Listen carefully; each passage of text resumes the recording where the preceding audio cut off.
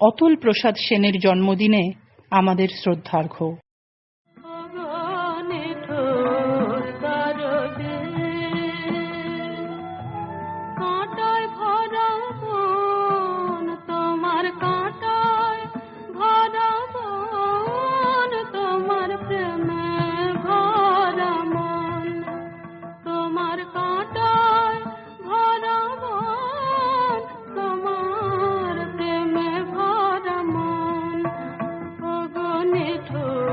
বাংলা ভাষার ধ্বনিক্ষেপণের সঙ্গে ঠুংরি বা গজল ধাঁচের সুরের অনবদ্য মেলবন্ধন তাঁর গানে। রবীন্দ্রনাথের সমসাময়িক হয়েও সৃষ্টিশৈলীর নিরিখে সম্পূর্ণ ভিন্ন মেরুতে থাকার কাজ যে আদৌ সহজ ছিল না তা বলাই বাহুল্য। আর এই ভিন্নতা বজায় রেখে সম্পূর্ণ নিজস্ব আঙ্গিকে অনবদ্য এক রসায়ন বাঙালির জন্য রেখে গেছেন তিনি, অতুল প্রসাদ সেন।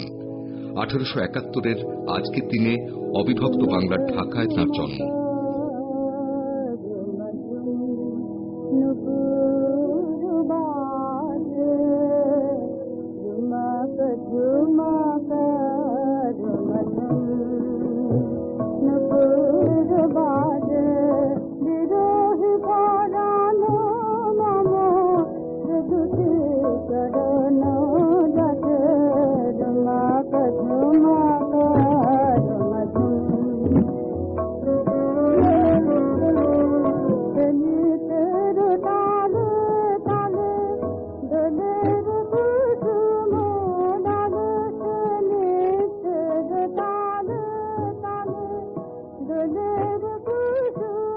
পেশায় ছিলেন আইন ব্যবসায়ী, জাজেল ব্যারিস্টার, কর্মজীবন লখনৌয়ে। স্রষ্টা হিসেবে যেন বড় একা, নিঃসঙ্গ, এক অদ্ভুত বিষণ্ণ মেদুরতা তাঁর সুরে ও কথায়।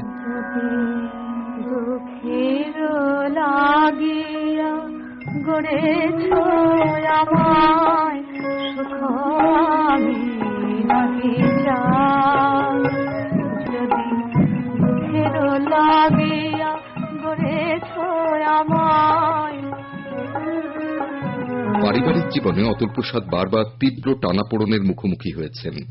যন্ত্রণাদগ্ধ স্রষ্টা বারবার খুঁজেছেন আশ্রয়, কখনো বা নিজেরই কাছে।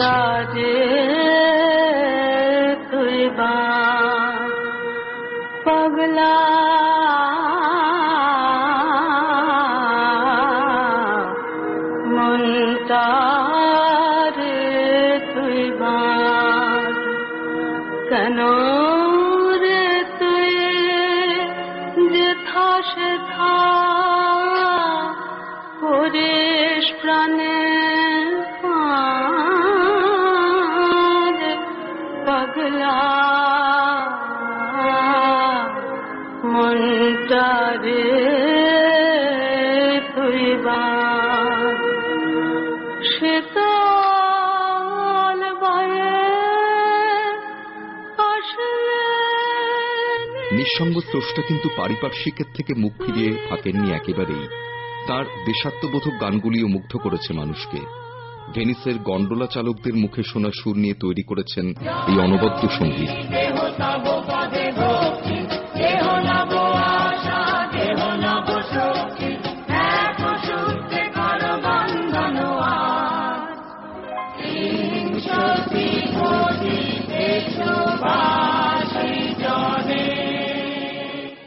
এই স্রষ্টা তাঁর সৃষ্টি নিয়ে নিজের অনুভবের কথা জানালেন লেখক সমালোচক সঞ্জয় মুখোপাধ্যায়। আধুনিক বাংলা গানের যে ঘরানা, সেখানে রবীন্দ্রনাথের পরে, নজরুলের পরে অতুল প্রসাদের নামই সবচেয়ে উচ্চারিত হয়। তার গানের মধ্যে এমন বিষাদ, একামোর গানের তরি ভাসিয়েছিলাম নয়ন জলে, সহসা কে এলে গো এ তরি বাইবে বলে। এই গান ঈশ্বরের উদ্দেশ্যে না প্রেমিকার উদ্দেশ্যে? আইনজীবী অতুল প্রসাদ এগুলো লখনৌতে বসে কার জন্য লিখতেন তা বাঙালি জানে না, কিন্তু বাঙালি মুগ্ধ হয়। অতুল প্রসাদের গানে এমন সমর্পণ আছে, এমন নিবেদন আছে যে জ্যোতিরিন্দ্রনাথ এবং রবীন্দ্রনাথ দুজনেই তার গানে অনুরক্ত ছিলেন। এবং বাঙালি তার স্মৃতি ভাণ্ডারে অতুল প্রসাদের গান কম হওয়া সত্ত্বেও তাকে যে সম্ভ্রমে রেখেছে তার কারণ এক কান্নার রিক্ত রেখা, মেঘনাদ বধ কাব্যের চতুর্থ স্বর্গের মতো অতুল প্রসাদের গানের মধ্য দিয়ে। আমাদের গীতি কবিতার যে কত সম্পদ ছিল তা অতুল প্রসাদকে দেখে বোঝা যায় যে মৃত্যুর করুণ রঙিন পথ, একা হওয়ার এক বিষণ্ণ গীতালি অতুলের গানের মধ্যে সর্বত্র লিপ্ত হয়ে রয়েছে।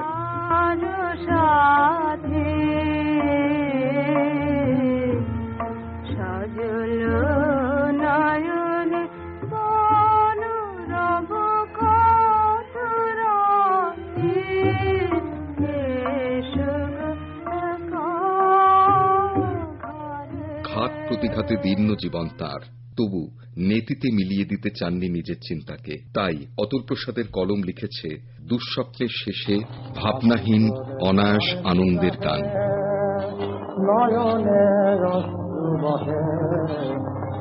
হয়তো তাহারে পাবে দেখা তোর দামি হলে সমাপন নামে মনে গান গেয়ে যা গান গেয়ে যা আজীব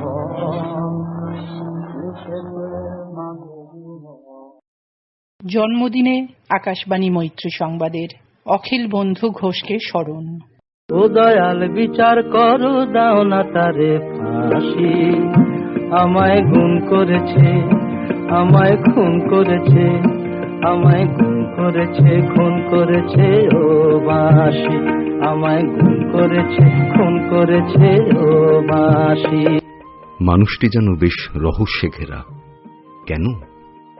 বাংলা গানের জগতে দিকপাল শিল্পী বা সুরকারদের তালিকা যদি তৈরি করতে বলা হয়, তাহলে একেবারে প্রথম দিকে তার উল্লেখ করবেন না অনেকেই, কিন্তু তার কথা মনে করিয়ে দিলে সঙ্গে সঙ্গে যেন কিছুটা লজ্জিত হয়ে তালিকা সংশোধনের কাজ শুরু করবেন এমন সঙ্গীত রসিকের সংখ্যাও অগুন্তি। অখিল বন্ধু ঘোষ, কুয়াশায় ঢাকা শুকতারা, একটু যেন অভিমানী। আমার আকাশ কাঙাল করে গো পাঠায়েছি মেঘজাত, তোমার কুঞ্জ বিথিকার ফুল ফোটাতে মনের মতো, প্রেম যে আমার আধারে লুকায়, তারা জালে তব আকাশের গায়ে, গন্ধের ধূপ পুড়ে গেছি আমি, ছাই পড়ে আছি হায়। জন্ম 1920-র 20 অক্টোবর কলকাতায়। পড়াশোনা ভবানীপুরের স্কুলে। লাজুক প্রকৃতির অখিল বন্ধুর ছোটবেলার বন্ধুদের মধ্যে অন্যতম হেমন্ত মুখোপাধ্যায়। ওরা তবু জানে না তো থামতে, ছায়া ঘেরা বাসরেতে নামতে, ওরা সবুজের দূত, ওরা সবুজের দূত, অবুঝের মতো কবু অশ্রু মুকুতাহার গাঁথে না, ওরা বাসা বাঁধে না, ওরা চঞ্চল, ওরা উদ্দাম, ওরা কারোর ব্যথায় কাঁদে না, ওই যে আকাশের গায় দূরের বলাকা ভেসে যায়, ওরা বাসা বাঁধে না, ওরা সঙ্গীত শিক্ষায় হাতে খড়ি মামা কালিদাস গুহর কাছে। শিক্ষাগুরু হিসেবে অখিল বন্ধু পেয়েছেন তারাপদ চক্রবর্তী, চিন্ময় লাহিড়ীর মতো দিকপাল সঙ্গীতজ্ঞকে। শচীন্দ্র বর্মনের প্রভাবও রয়েছে তাঁর গানে, এমনটা বলেন রসিক শ্রোতারা। আজি চাঁদিনী রাতি গো, আজি চাঁদিনী রাতি গো, মালাখানি গাঁথি গো, ফিরে যেও না, যেও না, যেও না, আজি চাঁদিনী রাতি গো।